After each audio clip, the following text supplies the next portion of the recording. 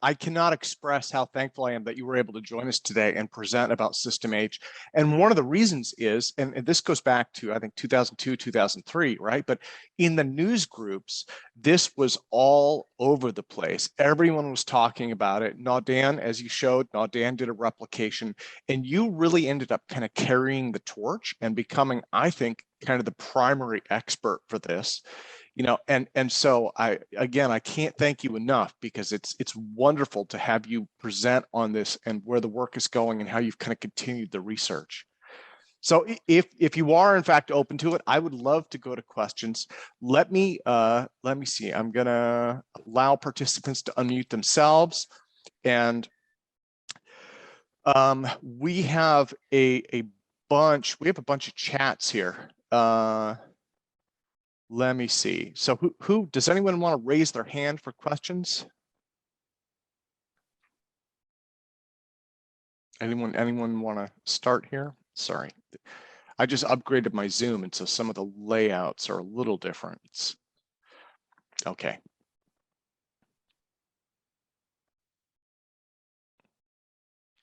Okay. I have a hand up there. Harold Tavares. Harold, go for it, sir. Yes, you mentioned something about gravity, and magnetic fields in there.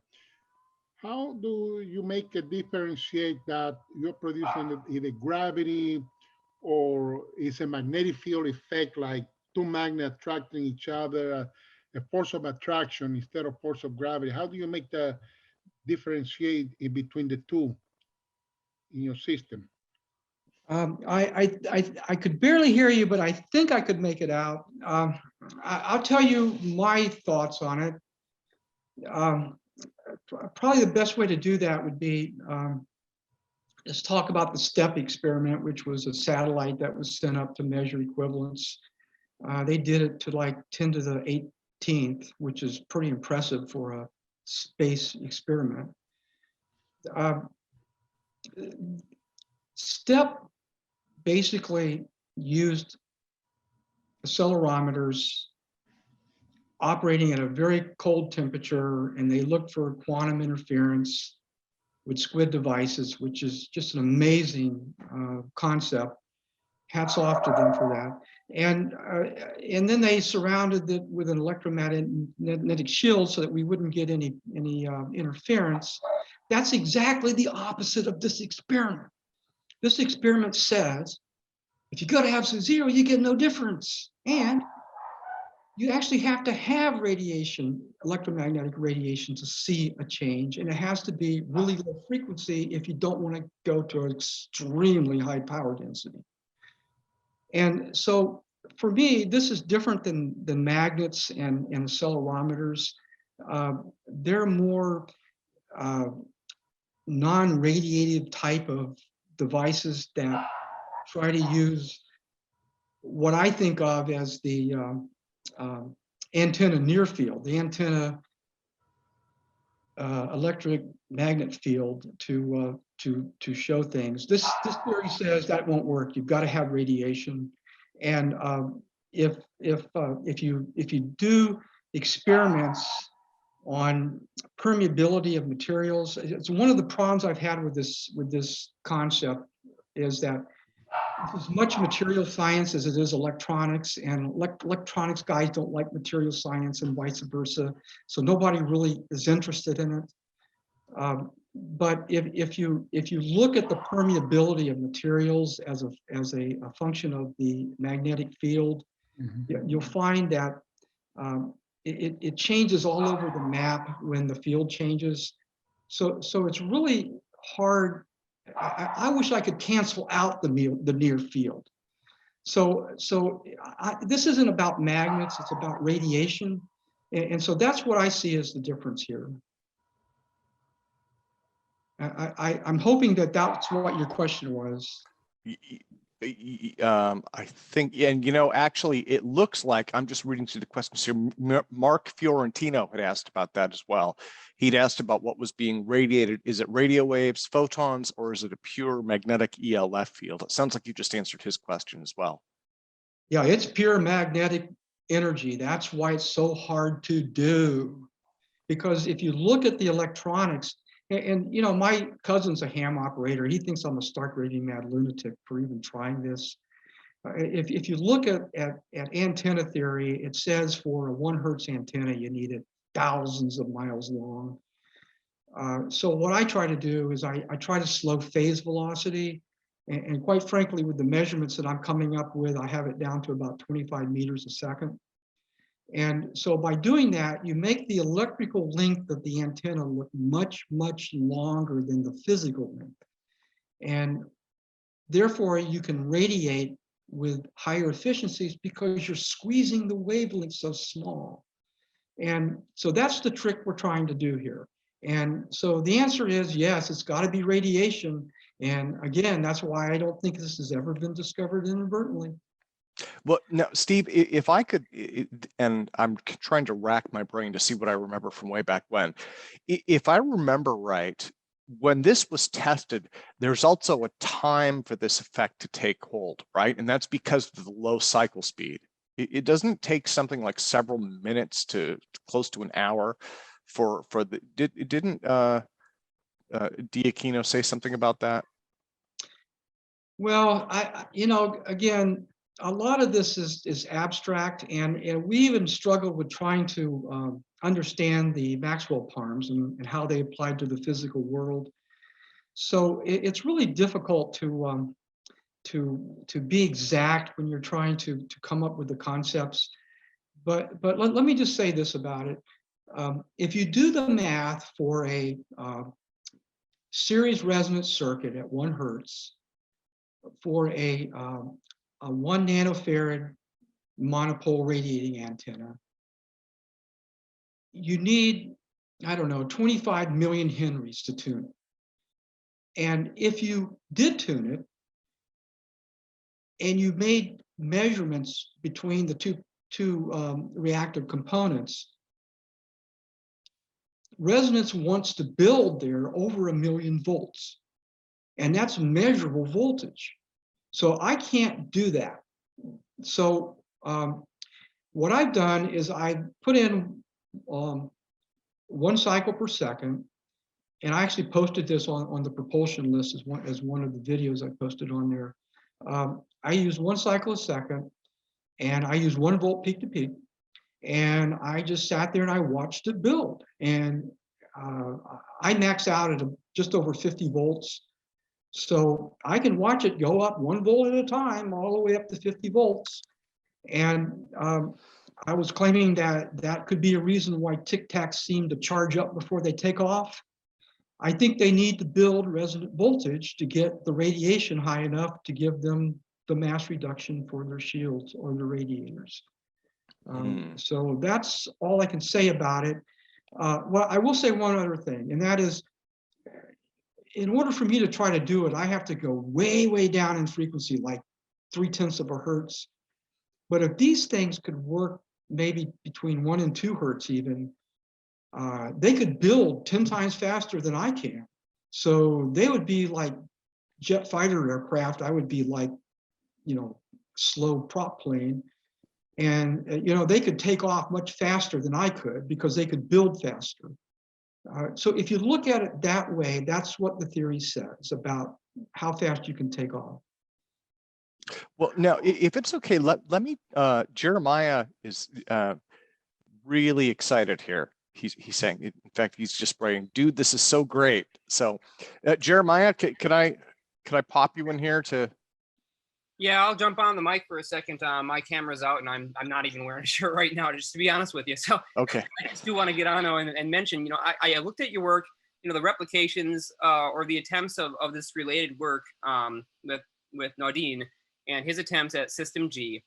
I had several problems with the explanation of a system and the way he approached the theory. I don't think that the understanding of the necessity to radiate pressure and the direction for the vectors was really accounted for in that replication. And I think a lot of times it's not really even understood what's happening here, because we're talking space-time metrics, right? We're modifying the refractive index of space in a manner of speaking. I guess you could say. What I'm really wondering though, Steve, is in your opinion, where is this energy being stored? You know, you say it takes a while to build up. And this is one thing that I've been bringing up again and again. We've been hearing this more often over the last 12 months than we've ever heard over the last 20 years. This idea that energy can be built up, it takes a little while, and that you just keep on building it in resonance, meaning that it's not a, it's not a DC potential, like you're just storing up, charging a capacitor, or, charging up a battery, but this is an alternating field that somehow modifies some variable, which gives you an effect that's very unusual. So could you talk a little bit more about System G and how that's supposed to work, or how these fields build up, or why they build up at all? I'll start out by saying that Nodin did not have a tuned antenna, so he had no chance of making it work, in my opinion. It wasn't because of him; it was because of System G was supposedly had a tuned antenna, and he couldn't replicate that exactly. So I'm not sure that what was done with that effort was something that would be something that you could just make a change to and have it successful. So for me, this radiation just goes out into space. I mean, it's an antenna, it's radiating. Now, if you have a radiator that radiates into a surrounding shield, and you try to use that geometry to affect mass, then the shield could absorb the radiation. You wouldn't want it to absorb all of it, because you're trying to reduce the mass of the shield. You want all the mass to be reduced. The Aquino thinks that you only need one layer of atoms. I'm not convinced of that.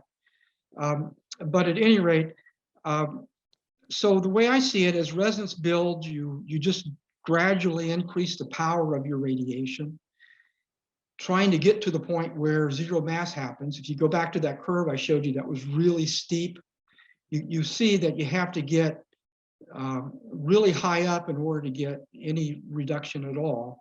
And oh, by the way, I have a spreadsheet on my site, and these are all downloadable, or at least they used to be. And that site goes away in 2 weeks. So anybody that wants to download the stuff, you need to do it. So my answer to your question is, it just radiates into space at a higher and higher power density until you get to the point where you reduce the mass enough to where the craft goes where you want.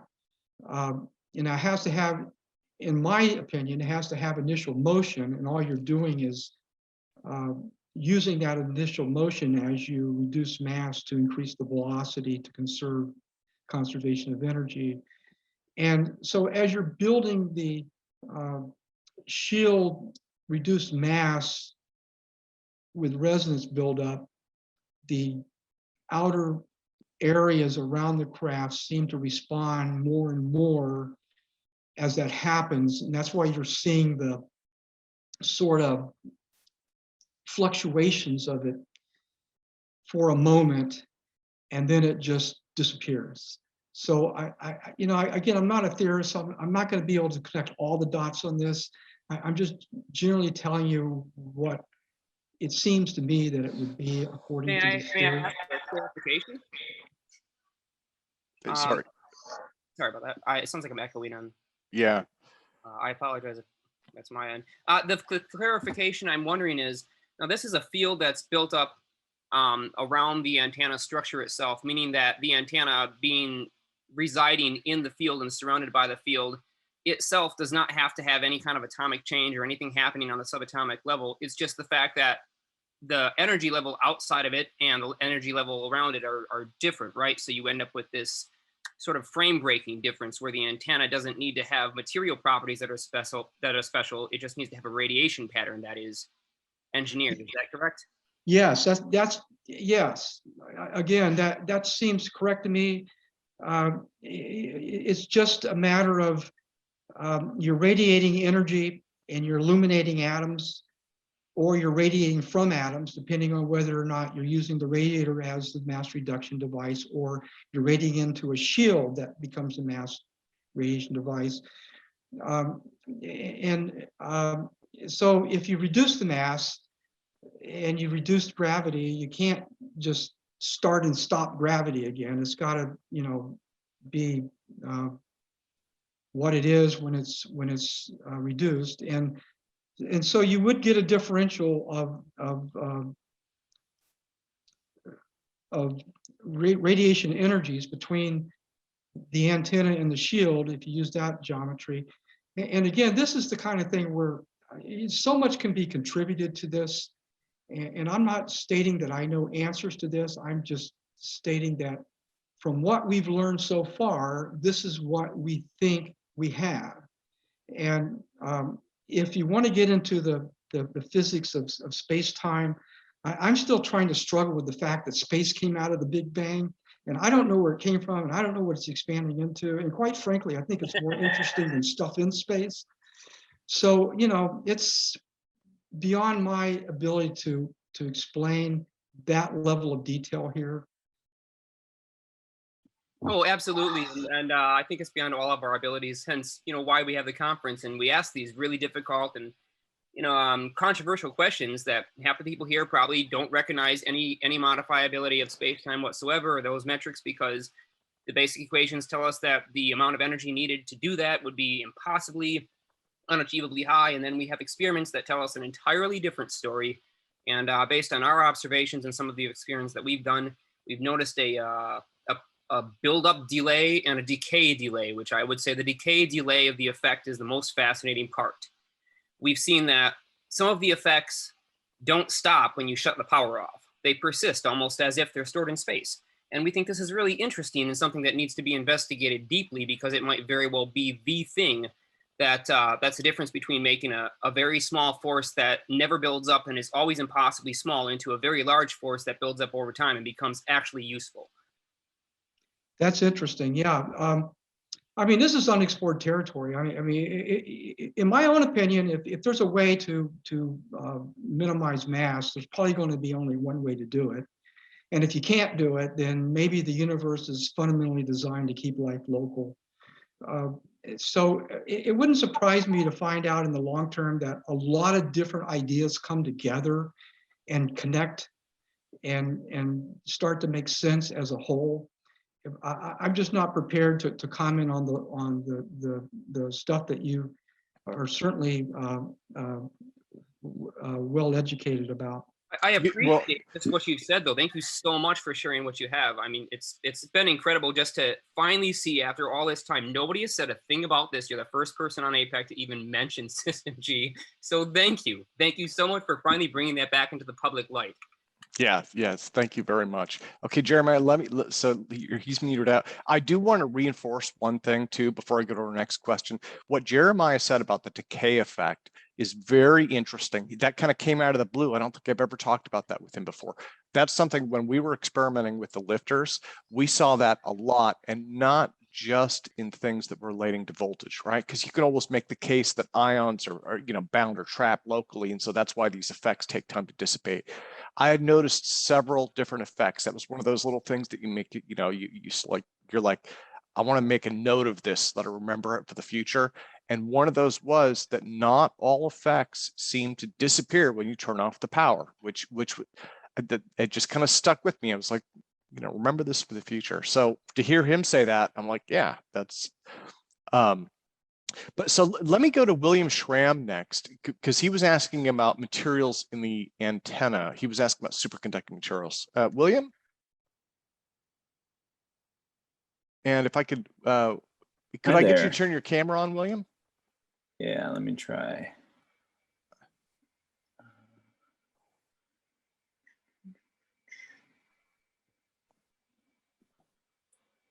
Oh, wonderful. Perfect. Thank you, sir. Terrible lighting, but let's give it a shot.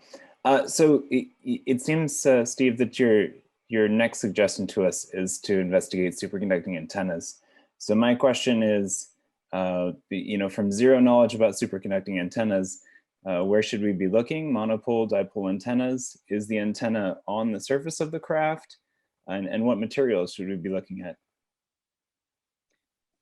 Yeah, well, I could talk hours on that.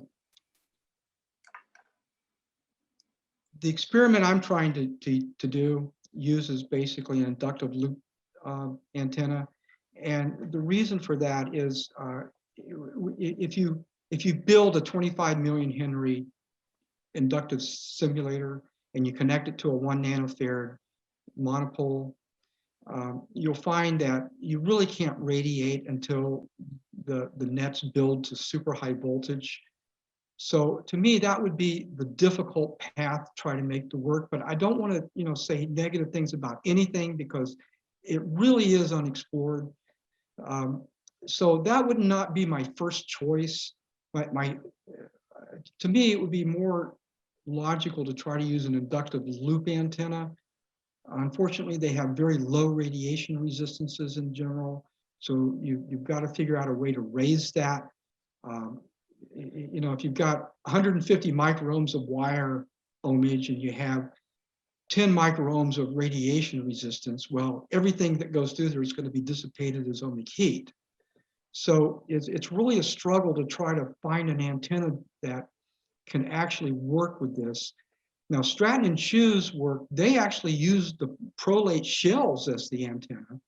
And the plot I showed shows that you can have the 7-to-1 ratios or more that actually give you a natural resonance. Other antennas that you try to use, you're probably going to have to tune them. And if you use an inductive loop antenna, if you try to increase the inductance so that you don't need a super high value of capacitance, you'll find that the permeability of the core will decrease dramatically as the near field increases from the power through the antenna, and that drops the permeability, the relative permeability, which drops the radiation resistance, which drops the radiated power.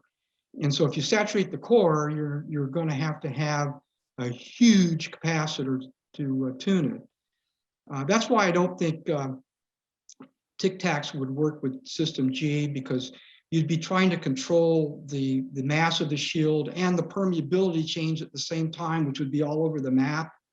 It makes more sense to me that it would be a System H type of configuration, where now you've minimized permeability as a minor parm. But my antenna, I use a super malloy core that I got out of a utility meter. And it has a published permeability of 90,000.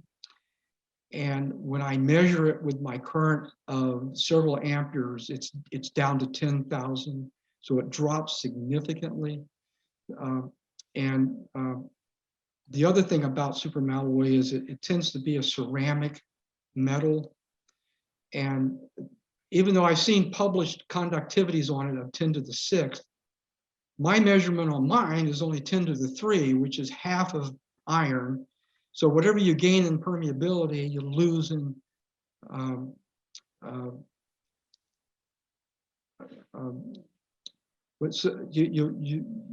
you basically, whatever you gain in permeability, you'll lose it. With higher current, with higher radiation current. And so you have to start thinking about, gee, how can I supplement a high permeability material with a high conductive material and make the geometry so that they seem one and the same. So like I said, it becomes a material science project as much as an electronics project. And so what I would say is that the best chance I think that anyone would have, unless they can build a prolate antenna 30 feet by 5 feet, is try to use an inductive loop antenna, try to get the inductive as high as you can. My capacitance multiplier, if I gain the multipliers, I could probably get up to 4,000 farads. That's with an ESR less than 1/10 of an ohm, and you could deliver 10 amperes. So it's doable. Technology allows you to do it. But you're right, the construction of the antenna is what it's all about.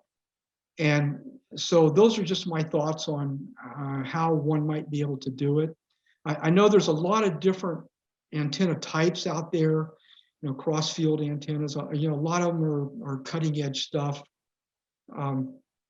I tend to back away from that when I'm trying to do something for the first time, because I don't want to mix problems.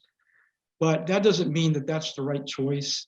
And again, I would just encourage people to just follow their own thoughts on this, because you're probably going to be as knowledgeable as anyone else on it. So those are just some thoughts on what an antenna would be on this, to try to do it experimentally. Awesome. Thank you. Just one follow-up thought was, go for it. It seems like there were some antennas or feet on the Tic Tac, something extending from it. Steve, did you think that those might be the antennas as opposed to landing gear, or some kind of just extensions of the craft? Yeah, I know what you're saying. I've seen those on several proposals. I put observations into two categories: the ones that fit the theory well and the ones that don't. I really can't explain the ones that don't. It seems to me that if you have a protrusion above the craft, that it would be a problem. But again, I don't understand their technology. I don't have a technical manual for these things, and I've really never even seen one. So, and my wife keeps explaining to me that they don't exist. So, you know, I don't know how to answer that question, other than the fact that if you look at antennas today for radio frequencies, there's just so many types, and if you look at the varieties of them, some of them don't even look similar. So it's hard for me to say that can't work, because I really don't know. But it is problematic for me, and I don't quite know how to explain that, other than the fact that somehow they could include that in the mass reduction, but I don't know how to explain that yet. So the answer is I don't know.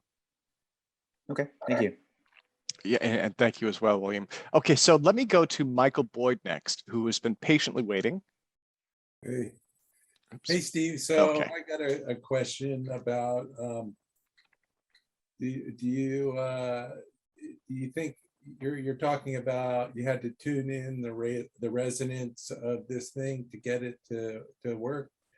I heard you talking about that, and I'm curious if you think this is some kind of phase conjugate device. You know what I mean by you were talking about adjusting the phase to get resonance, correct? Yes. Yeah. Well, the way I make measurements, I don't have a lot of equipment, so I start with a capacitor. I let it charge up through a known resistance, and then I can calculate the capacitance to a fairly accurate degree.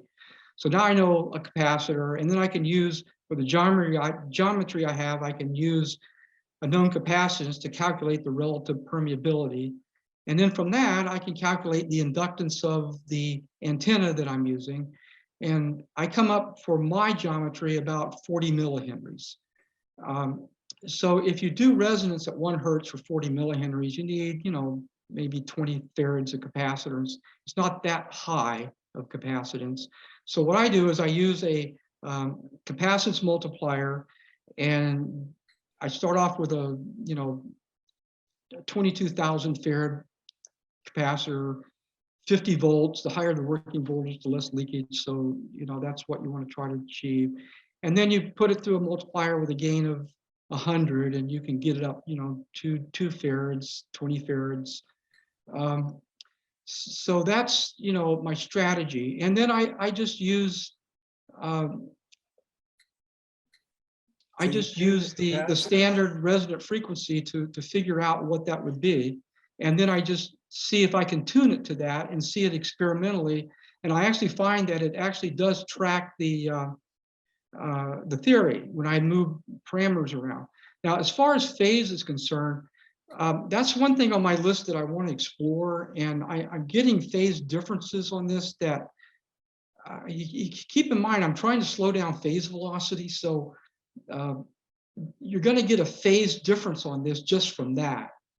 And so one thing that I'm looking into right now is trying to dissect the phases and try to figure out what is coming from. And in theory, if you're at resonance, you have zero phase. So that's what I'm trying to achieve. And then it may be that if I have any phase left over, that's the reduction of phase velocity that I'm getting. I haven't explored that in detail. I don't know if that answers your question, but I'm just taking a series resonance circuit. I'm calculating what the resonance is, and I'm trying to see it experimentally with sine wave energy. And then I play around with it to see that it moves around the way that the theory predicts, so that I convince myself I really am looking at a resonance. And so I try to just use Ohm's law at that point to try to understand the rest of the circuit. So that's basically my approach here with phases. So what resonance frequencies were you finding? What was the, it was real low frequency stuff, correct? Like below hertz? Well, the theory says, the spreadsheet that I'm working with right now says I have to generate 23 watts. I'm assuming it's RMS at about a half a hertz to see any reduction in mass. And I'm at a half a hertz at about 2.5 watts. So I'm about a factor 10 away, so close and yet so far away. And getting that last factor 10, I really don't even know how I'm going to do it right now, because I've really pushed everything to the limit. So I have a suggestion. Yeah. You've heard of the Schumann resonance? Say that again. I can barely hear you. You've heard of the Schumann resonance? Yeah, can you spell that? SCH Schumann resonance. It's I have. Oh, the Schumann resonance. The 7 hertz of the Earth. 0.783 or something. I can't remember the exact. It's about 7 hertz. Yeah, the Earth itself forms a microwave cavity, and it has a natural resonance of about 7 hertz. And you can actually see that if you make measurements. People usually use a floating JFET input for super high impedance. And you can actually see things on the net where people actually measured it. I've never tried to do that. Well, it's actually a lot lower than that. I'm getting the number right now. It is, where is Schumann resonance? So it's 7.83 hertz. Yeah, you were close. So yeah, the reason I bring it up is because there's going to be what do you call it, harmonics at sub frequencies. You know what I mean by a harmonic? Like first I do. Yeah, harmonic. I'm familiar with Fourier transform. Yeah, harmonics usually go higher in frequency. As a matter of fact, I'm the other way too. Oh, it does go the other way. Okay. Sure. Well, you know more than I do. You might be able to find a quarter wavelength or something like that where you can get resonance too. That's my point. Well, that's interesting. I've never thought about that. Schumann resonance devices, they usually use an antenna connected to a really high input impedance device as a receiver. Well, you can buy the resonator. You can buy the resonator online. They're not that expensive. They're like $20 or something. Oh, really? Okay. Well, Yeah. I'll explore. You might want to check that out. That's all my point is. Yeah, I'll definitely check that out, because it's in the range where I'm interested in, and I really don't know that much about it. I haven't really spent time exploring it, so I appreciate you letting me know about that. There's a lot of free energy there. That's my point. Well, I don't doubt that there's a lot to be discovered in subhertz engineering. If you research it, you won't find anything on it because it's basically unexplored. Yeah. Okay. Well, thanks for answering my questions. Yep.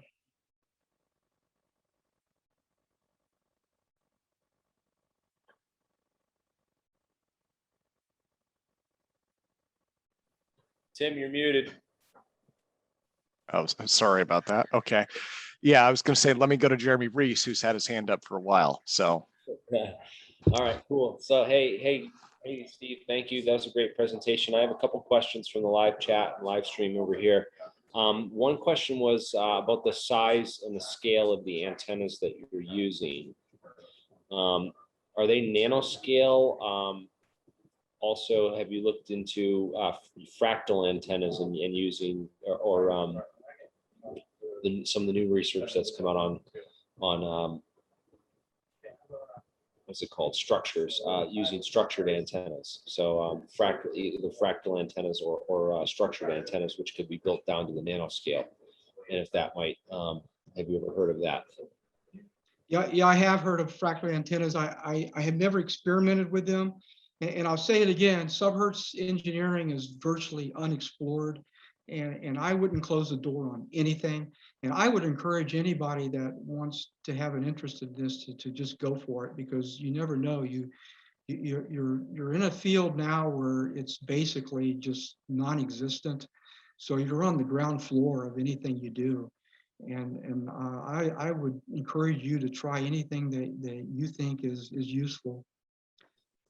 How about what do you say to people that are just joining the field and are new to the field and new to the subject matter, and how do you see this field in the next 5 years, and where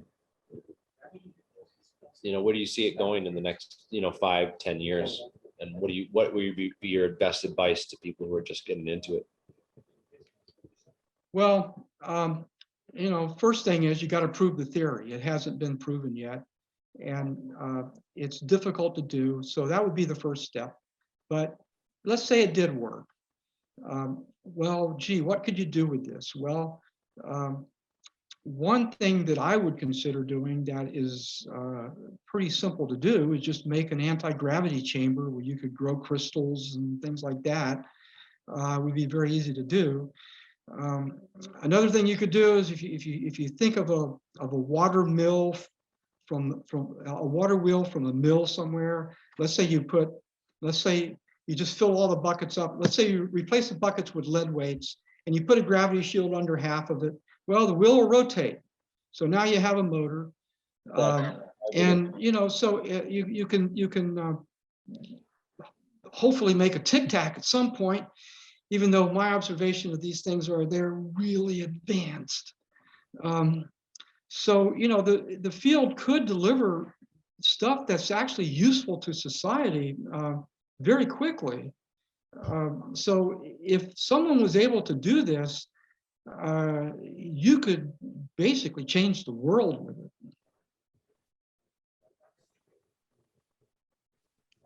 Thank you. Thank you. And thank you as well, Jeremy. And I will remember to unmute myself now. Okay, so let me see. Who wants to go next? And then I think Mark was with you when he was asking questions to Jeremiah. Jeremiah, you'd mentioned Richard Van Durek's work, I'm not sure. Do you have any thought? I can answer that real quick. So we're getting into some of the asymmetries and where these vectors and these forces are pointing. So if you have a bunch of vectors all pointing towards each other and they're sort of canceling out, they have energy. They can't just be, unaccounted for because the vector potential is 0. The energy doesn't go away because they're crossing each other in space or because they're crossing each other through a material, say with a variable refractive index like a dielectric, for example, or say a metamaterial that has specific properties where it has high amounts of charge, for example. Well, what Van Durek does is he effectively talks about and shows ways to use a scalar type of system where you're modeling what would happen in an ELF radiative situation, but you're not considering the frequency because it's a continuous DC sort of effect. But it proposes the same types of phenomenon. So if you wanted to take it past, well, instead of going from 10 hertz to 1 hertz or 1 hertz to 0.1 hertz, why don't we just say, what happens with a standing wave condition? What is the actual condition that's required that we seem to only be able to achieve through resonance? If we could not use resonance, but if we could do it directly, what kind of forces will we be looking at? And that's where I reference Van Durek's work, because he has systems which don't require resonance or alternating currents or radiated fields outside the system, but within the internal interactions of isolated and separate frames of reference that are all enclosed in the same box, you could say the same system, you end up with an asymmetry of forces and a directional vector that pushes the entire machine. So understanding that and how the differential in the velocity and acceleration fields, specifically the acceleration fields produced by the movement of electric charges, adds to the total effect, that's where the big key here is. It's the acceleration fields, because the fields are separate from the charges. Once they leave the charges, the charges stay in place. The fields continue on moving through space. They don't just go away. And so how do you use that phenomenon, knowing that it takes a period of time to move from A to B through space? There's a propagation delay. I don't know the answer to that. I've always looked at this as maybe you're just generating a resonance with space and you just cancel out the curvature. That's a very simplistic way to see it. But I think you're right. Whatever you radiate out of this, the energies are there and they don't just go away. I've always looked at it just as an antenna, and I haven't really thought a lot about the space interaction with it, and I'm really not the right guy. So I think that, again, I'll say, if you're interested in this, you really should try to do something with it, because it is probably the best chance we have to make something that is useful in the fact that we're not just restricted to the planet. And I think that the physics of the space interaction is just fresh territory, and I think that anybody that has any ideas on it is welcome to do whatever they think is possible. But again, I'm not the right guy to get into. You're talking to Wolowitz basically, and you're more like a Cooper to me. So I'm just sitting here trying to answer it the best way I can. So that's really all I know. I just don't know enough to comment on all the details that you're knowledgeable about. Awesome. Well, thank you again, Jeremiah. And so let me go, Harold. I think Harold had another question. Harold?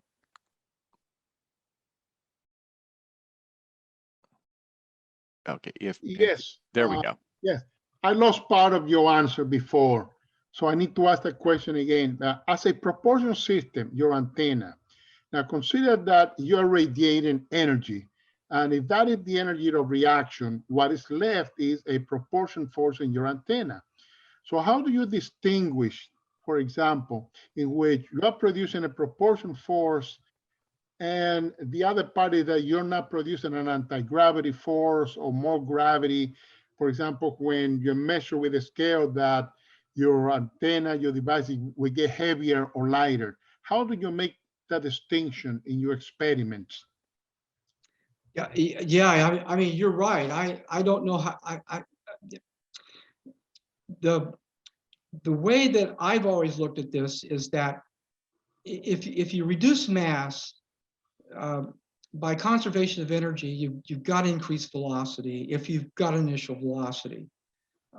But when you think about the details about, what's the relative weight compared to your measurement system, I really just don't understand that level of thought, and so I'm not the right person to talk to you about that level of physics. For me, it's more about just, there's a theory, there's mathematics that explain what the theory is doing, and the theory basically says to me that if I radiate energy from atoms, or if I illuminate atoms with energy with a certain frequency according to the equations and a certain power density according to the equations, that the mass will decrease. Now, as far as referencing that to other frames of references and things like that, I really haven't even explored that. I just right now, I'm just trying to get something to work. And so to me, it's just, you want to maintain conservation of energy. If you reduce mass, you've got to change something else to keep it constant, or else you have a violation. And so this is the kind of the premises that I've just been working with. And when you look at all the energies in the frames, it gets kind of to the point where I really get lost with it myself. And so I'm really not able to, answer what you're asking me, other than to say that, again, if people really are interested in this, they should really explore it, because there's lots of places where you can contribute, and it could make a big difference. So that's just the best I can do with your question. I mean, you guys are very smart people, and I'm doing something here that is controversial at best, and so I've been involved with it, and I haven't been involved with it, and I've been thinking about it off and on for 20 years. And quite frankly, when I first started out with this, I thought, gee, it's a resonance with space, and you cancel out the ripples, and then I started thinking, well, I can't really defend any of that, and so I don't really want to get into that level of discussion. But it's all there, and people could pin it down and connect the dots on it. It's just that I just don't know enough about it yet to really know what to say about it. Yeah. Well, no, Steve, if it's okay, let me jump in really quick. So I'm kind of here. I'll mute Harold out for just a second. We have some background noise. So I have kind of an odd question, I guess. This is something I noticed when I was thinking about it. When you get into, like you've said, this is definitely unexplored territory. When you get into sub-hertz engineering, right? I've always had this kind of question in my head: what makes this different than DC? Like for instance, and like at half a hertz, that kind of makes sense, but you can go further down from that, right? And so, like, I mean, I don't know, just as a crazy thought example, if I have a standard DC circuit and I turn it off and I walk away, like a light switch, right? I come back and I turn that off, a DC light bulb, I come back and turn that's a sub hertz AC, right? To some degree. So what, I don't know, does it, I mean, for me at least, it kind of hurts my brain when I start to think about these really low frequencies, I don't know. Have you had any insights on that? Well, yeah, well, I can tell you what antenna theory says about that. Antenna theory says in order to radiate, you have to have an oscillating current. And the oscillating current is what causes the radiation. DC doesn't have that. It just has a current that flows in one direction all the time. And if the parameters don't change, it's always the same. So you just have a field, just have EM fields around the radiator that are static. So that's not going to radiate. So you need oscillation to radiate. So the question becomes, how low can you go? I don't know the answer to that either. Some of the models I've worked with, you need like, 10 millihertz. That just seems just hardly doable to me. But again, the theory says if it's oscillating, it'll radiate. I think the answer that I would say to that is you need a current that actually changes direction to get the dipole set up to get the radiation to happen. And DC does not give you that, even though one could argue that half a hertz hardly gives it to you, but it's still changing. So in theory, it shouldn't be any different as long as you have a long enough antenna to set up the oscillation. Yeah, but the antenna is actually what the weight loss, because then when you mentioned thousands of mile long antenna, my first thought was, well, what if you tried this with like railroad tracks? But the antenna is what would have the effect. So, good luck with that, I guess. Well, the theory says you need a certain power density to radiate atoms. So if you do a large antenna, if you have an atom somewhere around, it's not going to get a whole lot of power density from that antenna. So that's why I'm saying you need to get this into a really small volume, which is exactly what you don't want for an ELF antenna. And that gives you a high enough power density to actually maybe see the effect. So if this is going to work, you need an antenna that is a pretty high power density considering the frequency that you're trying to radiate from. And if you look at something like a Tic Tac, my guess is their power densities are pretty high, higher than I can do. And they seem to be able to do this fairly well. And our species hasn't even explored it yet. So Yeah. we kind of have the knowledge to do it, but of course, there is a difference between science and technology. Just because you have the knowledge doesn't mean you can do it. So my answer is you can't do it with DC. You have to have an oscillating current. And if you stretch the imagination, 0.5 hertz is an oscillating current. You just need a long antenna or electrically long antenna. Well, let me go to Mark Sokol, who's on Jeremy's channel, and then I'll go to Michael Boyd after that. Steve, first of all, thank you very much for an amazing presentation there. We actually had an idea of using around 400 to 1,000 megahertz to oscillate a disk, creating a standing wave on it and try to pull off of that. Is there a possibility that this is how the flying saucers operate? Because if you look at them, they look like two antennas, two cone-shaped antennas or microwave antennas clamped together. Is it possible that they're making some sort of a standing wave on the outside that they can attach to? Well, way back when I explored standing waves.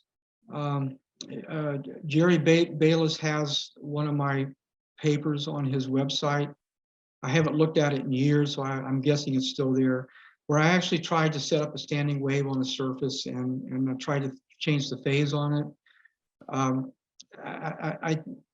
To me, you can get a standing wave on an antenna just because the wavelength is a fraction of the fundamental frequency, hopefully.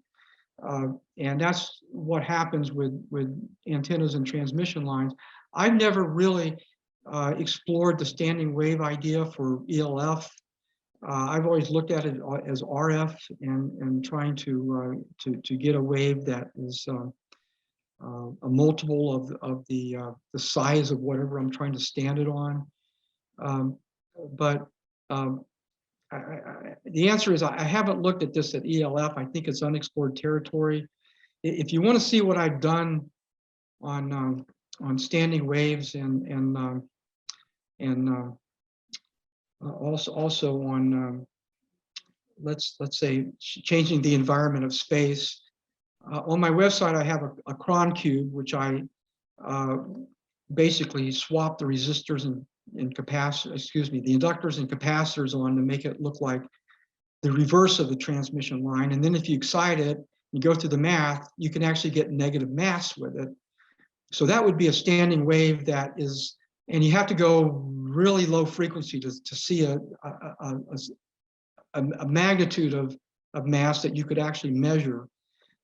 So that would be one standing wave device that I've had experience with. The other one was on Bayless's website. It was a double pyramid device that I showed that you can keep the transmission line consistent with the expanding sides of the pyramids and make it a understandable characteristic impedance that you can propagate waves down, and you can actually stand waves on it. And actually, if you do quadrature feed, you can actually make them go around in a circle. So there's a lot that can be done in this, and I think that this is one of the best areas that people could actually come up with stuff. And so I would encourage you to do standing wave work anywhere you can on this subject. We're definitely going to put that to these ideas to great use. One other thing I want to mention, in the electromagnetic Gravitronic device, he both has a standing wave electromagnetic for the disk also has a sound standing wave, which is in the ultrasound range for that same disk. So do you think there would be any advantage to combining sound standing waves with electromagnetic standing waves? I do. Boy, my wife's going to hear this. She's not going to let me do this anymore. I believe that one reason Tic Tacs are interested in seismic activity is they create gravity waves, and it mucks up their tuning.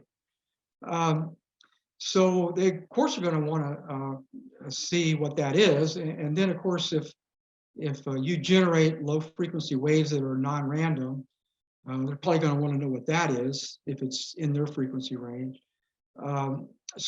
Anyway, so with sound waves, you can make gravity waves, and so I would think that possibly sound waves could make a contribution to anti-gravity. I just don't know how to do that. Awesome. Well, let me go to Michael Boyd real quick, because we're almost at the top of the hour. We're almost out of time. But Michael, go for it, sir. Okay, so I have this idea for you for a high power near DC oscillator. It's a you know, have you ever did work with lead acid batteries? You ever charged up a lead acid battery? Oh yeah. Well, wait a minute. I don't know if you charging the battery. Okay, the voltage of the batteries lower than if you just have it sitting not connected to a load. Essentially, once you put a load on it, the voltage goes down. When it's open and you measure the voltage of the battery, that's when you're going to. So basically, what I'm suggesting is you're charging the battery. Okay, and then when you turn off the load, the voltage actually goes up. So basically, but it goes up slow. It's sub-hertz. It's a sub-hertz oscillator. So you're charging and then you're discharging the battery, and you can control you can create. It's like what you would call like an AC ripple on the DC. You know what I'm saying, Steve? Yeah, that's interesting. Yeah. So it's just something to think about. And then the advantage of that is, you know, batteries, you can get like I have a 12 volt, 250 amp hour battery. That's a lot of power. Yeah, well, to drive an antenna, that's a lot of power. So the idea is you buy like one of those little 12 volt batteries that's like maybe 2.1 amp hour, or, you know, something smaller. Then you can do experiments with it. Yeah, it's interesting. Electrolytes are always interesting to me. When I was a senior in college, I worked in the material science corrosion lab as an electronic technician, and they were all about electrolytes. I learned there's a whole lot to it. A battery's a capacitor. It's just a really leaky one. Yeah. So I mean, yeah, electrolytes are interesting. I would say that there's probably something to look at with those. And again, I'm not a material scientist, so I'm not really prepared to say what to do with that, but it is interesting. Awesome. Okay. Well, let me see if I can squeeze in Remi really quick. Remi, go for it, sir. Hi there, Steve. Thank you very much for your presentation. I just wanted to know a bit more about the why. I know you said you're not a theoretician, or you consider yourself not to be one. But I'm going to share the screen. I just wanted to show something on your presentation screen. Where are we now? Just here. I just wanted, can everybody see that? Are we sharing the screen yet? Now it's coming up. Yeah. So, Steve, you start out with these slides here and this concept paper where someone says that they believe, hang on, I better turn my video on because that's probably pissing off Tim. Bear with me just a second. Damn it. Just bear with me a second. I don't want to eat into Daniel's presentation. I'll keep it brief. I can't locate the button for now, but I will do.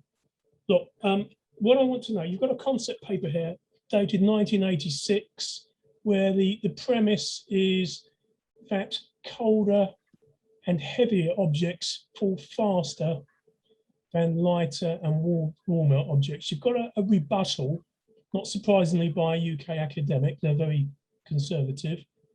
And then you jump to a paper in 1999, so 13 years. So the rebuttal was 1989, 3 years after, then 1999. So what I want to ask is for those outside this field, I know you've said that you believe that when atoms are radiating, somehow they're losing their inertial or gravitational mass. I don't know if you said which one.